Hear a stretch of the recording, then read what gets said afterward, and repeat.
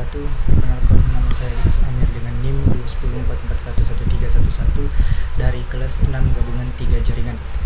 Di sini saya akan mempresentasikan mengenai penerapan keamanan jaringan menggunakan sistem Snort dan Honeypot sebagai pendeteksi dan pencegah malware. Baik, untuk mempersingkat waktu, langsung saja kita masuk ke bagian pertama, yaitu rumusan masalah.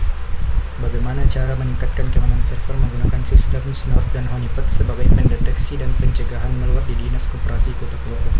Tujuannya yaitu untuk mengetahui cara meningkatkan keamanan server dari serangan yang akan terjadi menggunakan Honeypot dan memperoleh notifikasi serangan yang terjadi dengan menggunakan Snort.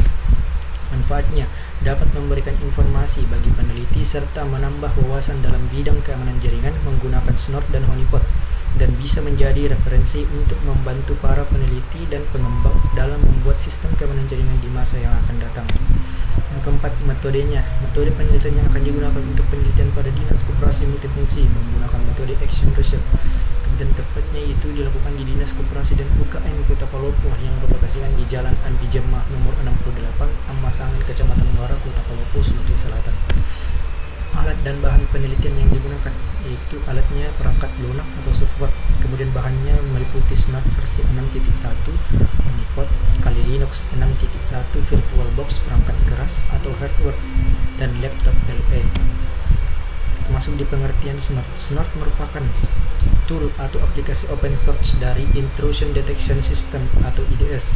Snort dirancang untuk beroperasi pada command line dan telah diintegrasikan ke beberapa aplikasi pihak ketiga serta mendukung cross-platform. Yang kedua, Honeypot. Honeypot adalah sistem atau komputer yang sengaja dikorbankan untuk menjadi sasaran serangan hacker. Sistem dapat memberikan layanan untuk setiap serangan yang ditembus pretest ke dalam server. Metode ini dirancang untuk memungkinkan administrator server yang akan diserang untuk mengetahui teknik infiltrasi yang dilakukan oleh hacker dan diharapkan dapat melindungi server yang sebenarnya. Yang ketiga itu malware, adalah perangkat lunak yang dirancang untuk penyusup atau merusak sistem komputer. Malware termasuk virus, worm, trojan horse, sebagian besar rootkit, spyware, dan ransomware. Ekstraksi data log secara visual dapat menampilkan pola distribusi serangan port scanning sehingga mencerminkan perilaku penyerang di jaringan. Melalui visualisasi ini dapat membantu administrator jaringan mengambil tindakan preventif untuk melindungi jaringan yang mereka kelola.